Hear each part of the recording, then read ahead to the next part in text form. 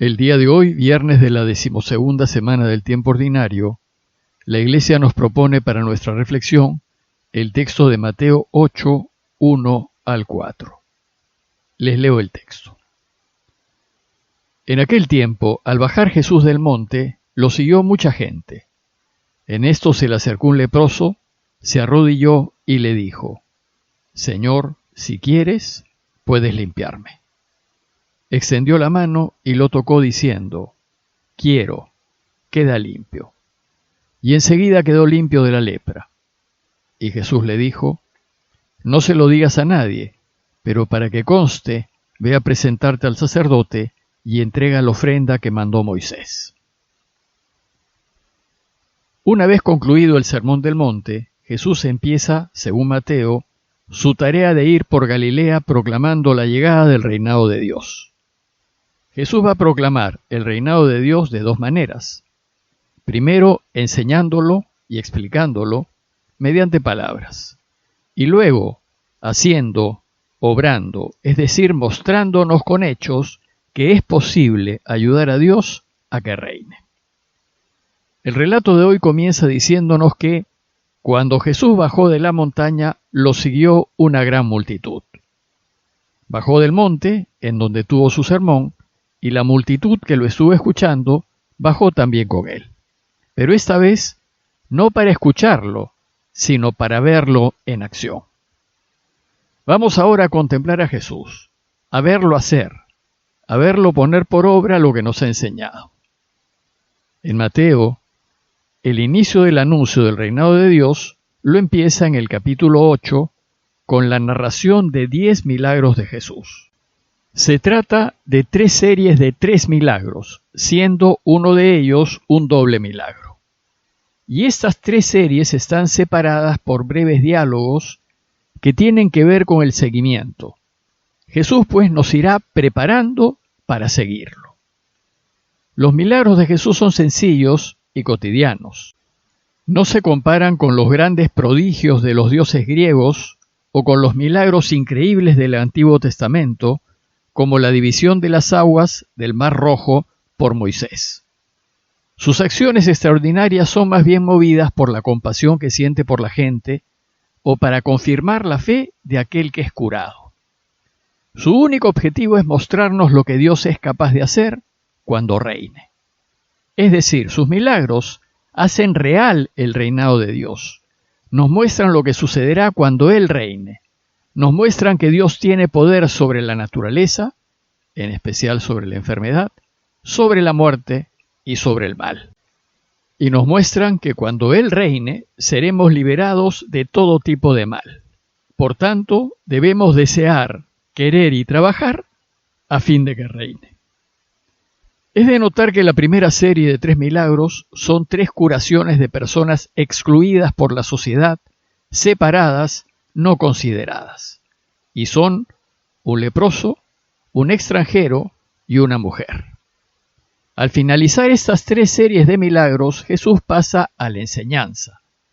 Y su enseñanza tiene que ver con los milagros que hizo, para mostrarnos que nosotros, si lo seguimos y vivimos como Él propone, vamos a extender el reinado de Dios y hacer los mismos milagros que Él. El relato de hoy habla del primer milagro, de la primera serie, y es la curación de un leproso. Es necesario recordar que para los judíos la enfermedad estaba relacionada al pecado. Si estás enfermo, es porque has pecado, pues se consideraba que la enfermedad era un castigo por el pecado. Y a causa de su enfermedad, el pecador era considerado impuro, proscrito ante la ley. Dicho esto, el texto nos dice que un leproso fue a postrarse ante Jesús y le dijo: Señor, si quieres, puedes purificarme. Para entender mejor este pasaje, es importante conocer cómo era la vida de un leproso en tiempos de Jesús.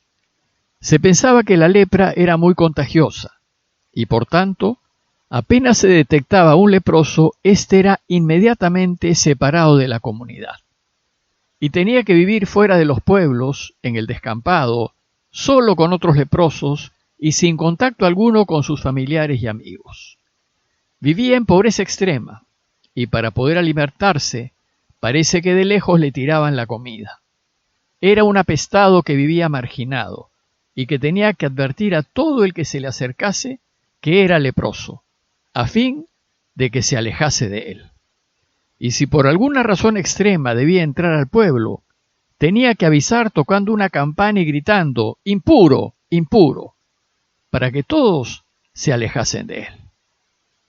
Evidentemente nadie podía tocarlo para no caer en impureza, y además por su condición de impuro tampoco podía entrar al templo. Lo llamativo del relato es que este leproso se acerca a Jesús y se postra delante de él. Se acercó, cosa que estaba absolutamente prohibida, y no gritó impuro para que Jesús se alejase y se alejase la gente. Pero Jesús no se inmutó, ni le llamó la atención. Entonces el leproso solo le dijo: «Señor, si quieres, puedes purificarme». El leproso llama a Jesús Señor, en reconocimiento de su autoridad como maestro, y no le pide que lo cure, sino que lo purifique, que lo limpie de su impureza, que le quite su pecado, es decir, que lo perdone. La actitud del leproso muestra su total y absoluta convicción de que Jesús lo podía limpiar. No tenía duda alguna. Su fe era total. Su purificación solo dependía de Jesús. Si quieres, lo podrás hacer. Y entonces Jesús, profundamente conmovido por la situación del leproso y por su increíble fe, dice el texto que extendió la mano y lo tocó, diciendo: «Quiero, queda purificado». Lo que Jesús hizo estaba fuera de la ley. Nadie debía tocar al leproso, y el que lo hiciese quedaba contaminado. Y Jesús, al tocarlo, quedó impuro. Dice la ley en Levítico 5:3, que si uno, sabiéndolo, toca cualquiera de las inmundicias humanas con que puede contaminarse, entonces es culpable. Sin embargo, a Jesús no le interesó quedar impuro ante la ley. Lo que le interesó fue ayudar a ese pobre hombre que vivía en una situación desastrosa, de soledad, de sufrimiento y de miseria, que a ninguno de nosotros nos gustaría vivir. Y entonces, cuando Jesús lo tocó, dice el texto, al instante quedó purificado de su lepra. Si bien el texto no dice curado, dice que quedó purificado, limpio de su impureza, y por tanto su pecado fue borrado, perdonado, es decir, en realidad quedó curado. Y ahora, ya limpio, podía volver a su vida normal y a encontrarse con su familia. Pero antes tenía que cumplir con lo que mandaba la ley. Por eso Jesús le dijo: «No se lo digas a nadie, pero ve a presentarte al sacerdote y entrega la ofrenda que ordenó Moisés para que le sirva de testimonio». Lo primero que le dice es: no se lo digas a nadie. Y esto porque Jesús nunca buscó su gloria personal ni su prestigio. No le interesaron los aplausos, ni los halagos de la gente, ni la publicidad. Cuando ayudaba, no lo hacía para sacar provecho personal, sino para beneficiar a los sufrientes. Con este primer gesto, Jesús está poniendo en práctica, demostrándonos, lo que nos enseñó en el Sermón del Monte. Cuando hagas el bien, que tu mano derecha no sepa lo que hace tu mano izquierda. Y luego le dijo: ve a presentarte al sacerdote y entrega la ofrenda que ordenó Moisés para que le sirva de testimonio. La ley mandaba que, lograda su curación, el leproso tenía que ir a buscar a un sacerdote para que éste compruebe que está limpio y lo declare oficialmente curado. Si el curado no hacía esto, para todo efecto, seguía siendo considerado leproso.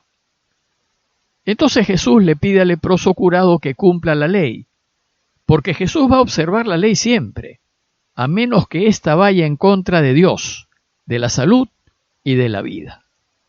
Es simbólico que el relato de la primera curación formal que hace Jesús en el Evangelio de Mateo sea la de un leproso. Pues de todos los que Israel excluía, la situación del leproso era la más dramática. Había otros excluidos, como los extranjeros, los publicanos, las mujeres, pero en ninguno de ellos la exclusión era tan dura como la de un leproso. Tal vez Jesús busque enseñarnos que su deseo es integrar a todo el pueblo desde los extremos en un único pueblo fraterno, en donde no existan excluidos por ningún motivo. A manera de conclusión, los invito a considerar 2 puntos. Primero, la necesidad de acercarnos a Jesús para que nos toque, para que nos limpie el alma, para que nos cambie el corazón, nos perdone y podamos ponernos a caminar tras Él. Y segundo, considerar la necesidad de acercarnos a aquellos que excluimos por diversos motivos, que consideramos inferiores a nosotros y que despreciamos, tal vez porque no han tenido la suerte que hemos tenido. Y a hacer como Jesús, tocarlos para dejarnos tocar el corazón. Pidámosle a Dios la gracia de ser tocados por Él y la gracia de poder tocar a quienes más lo necesitan. Parroquia de Fátima, Miraflores, Lima.